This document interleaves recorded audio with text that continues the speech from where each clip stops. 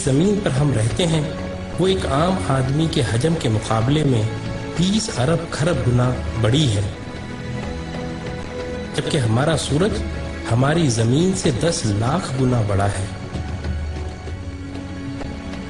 اس کے مقابلے میں ایٹا کورینائی نامی مشہور ستارہ ہمارے سورج سے بھی 50 لاکھ گنا بڑا ہے۔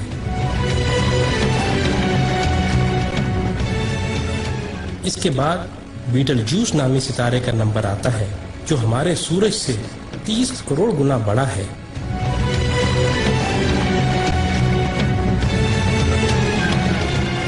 اور پھر وی وائی کینس میجورس نامی ستارے کی بڑائی کا تو کیا ہی کہنا، یہ ستارہ ہمارے سورج سے 1 ارب گنا بڑا ہے۔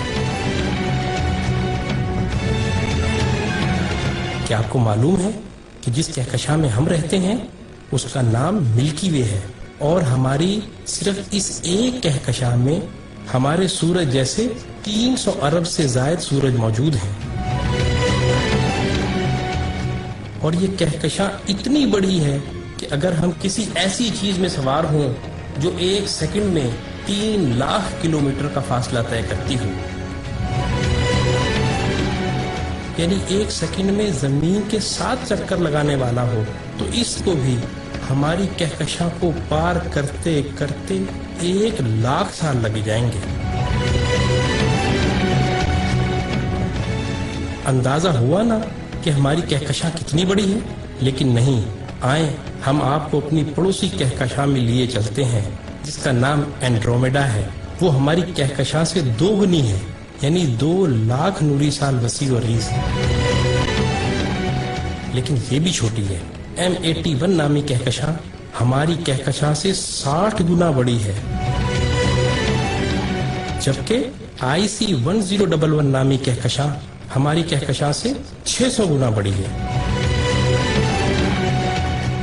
اب سمجھ آ رہا ہے نا اللہ اکبر کا کیا مطلب ہے؟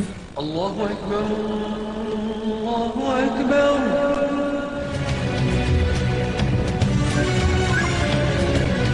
آئیں، ابھی یہ سلسلہ ختم نہیں ہوا۔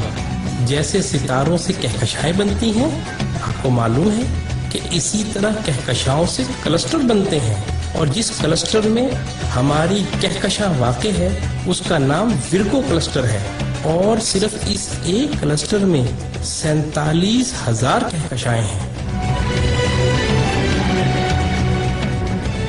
اور معاملہ ابھی یہیں ختم نہیں ہوا، کلسٹرز بھی آپس میں مل کر سپر کلسٹر بناتے ہیں، اور جس سپر کلسٹر میں ہم رہتے ہیں اس کا نام لوکل سپر کلسٹر ہے، اور اس سپر کلسٹر میں 100 کے قریب کلسٹر ہیں،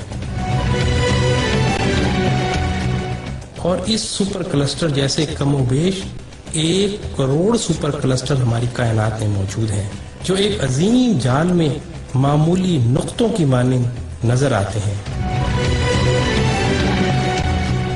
اور ان سب کو صرف ایک ذات یعنی اللہ تعالی نے بنایا ہے۔ تو اندازہ ہوا کہ اللہ کتنا بڑا ہے۔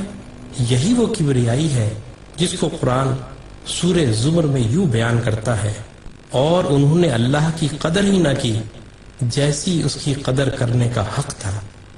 اس کی بڑائی کا یہ حال ہے کہ قیامت کے دن زمین اس کی مٹھی میں ہوگی اور تمام آسمان اس کے سیدھے ہاتھ میں لپٹے ہوں گے۔ یہ ہے اللہ اکبر کا صحیح مطلب، اور یہی وہ عظیم جملہ ہے جس کو سننے اور سمجھ لینے کے بعد سوائے انتہائی متکبر کے ہر ایک شخص کا سر سجدے میں چلا جاتا ہے۔ اللہ اللہ